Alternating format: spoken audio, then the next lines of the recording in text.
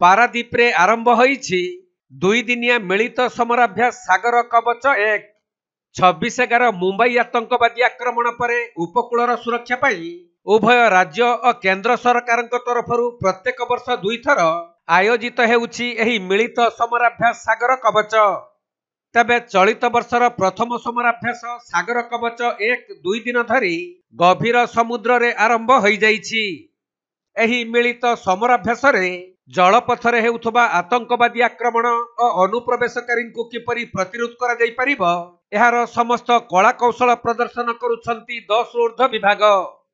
गभीर समुद्र रे Indian navy, coast guard, मत्स्य विभाग और कूलरे मेराइन पुलिस सहित अन्य विभाग गुड़िक पैंतरा मारिबा सह स्थल भागरे उपकूल को सुरक्षा जोगाउछंती।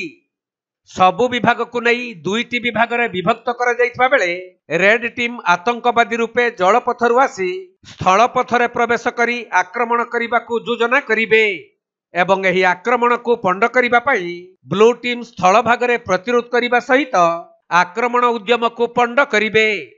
सही प्रकार जलपथ समेत स्थल पथरे समराभ्यास आरंभ होईछि। Sagar Kavach this is coastal security arrangement Sagar Kavach 1/25 एटा प्रथम सागर कवच आरंभ होची। जगतसिंहपुर डिस्ट्रिक्ट रे मेराइन किछि लैंड्स अछि तार लाइन होची फ्रॉम पुरी टू साउथ रे केंद्रापड़ा पर्यंत 42 किलोमीटर सी बेस रे। कोस्ट गार्ड एवं पुलिस मिसिक्री जेहेतु एटा गोटे industrial setup industrial vital institutions अच्छी फिशिंग बोट्स अच्छी जेटी अच्छी विभिन्न इंडस्ट्रीज अच्छी से सागर कवच 1/25 एटा गोटे मॉक ड्रिल टाइप रो गोटे प्रैक्टिस एक्सरसाइज आरंभ होची। मूल लक्ष्य होची जेतबले टेररिस्ट माने अटैक करिया को आछुंती तांकू हमर मैराइन पुलिस और लोकल पुलिस मिसी किपरि प्रिवेंट करिवे प्रतिहत करिवे एटा होची तार ऑब्जेक्टिव्स।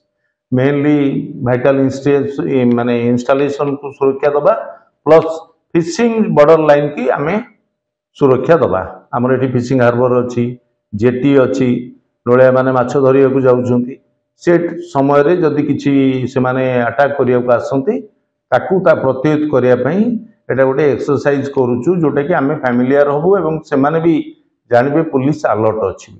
पुलिस रो किछि एक्टिवनेस ता एठी एक्सपोज हुई किछि आसीबे कोस्टल वाला आसीबे से माने अटैक करिया को चेष्टा करिवे ज्ञान कौशल होउची से माने आसीबे मनकर गोटे इंस्टॉलेशन को से माने अटैक करिया को चिंता करिसंती विभिन्न सिस्टम रे ताकू केमिति आमे आइडेंटिफाई करिवो एवं केमिति आमे तांको प्रतिहत करिवो सो दैट इंस्टॉलेशंस गुडा का सेव हबो।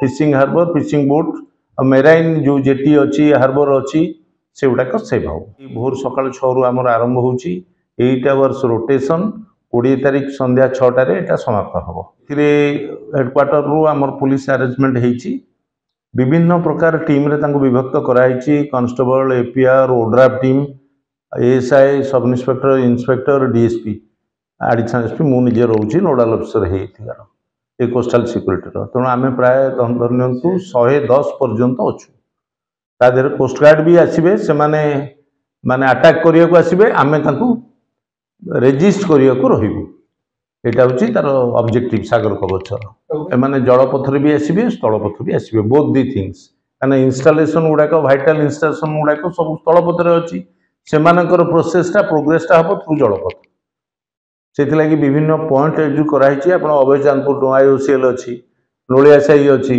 आप एक देखी दिंतु जिते फिशिंग हार्बर दे मेराइन पुलिस स्टेशन बंदर पुलिस स्टेशन भस्कालिस पॉइंट तो आरंभ कर पर्यंत जिते मेराइन पॉइंट गुड़ा अच्छी गार्ड कर सेठी आमर टीम बुलिबो जने सेक्टर ऑफिसर रहिबे गाड़ी बुलिबे आम ऑब्जर्व करूँ प्रति 6 आवर गोटे फीडबैक रिपोर्ट भी आम देबू आम सीनियर ऑफिसर को जे से माने केते लोक आसी अटैक कले आम केते लोक तांको प्रिवेंट कर पारे।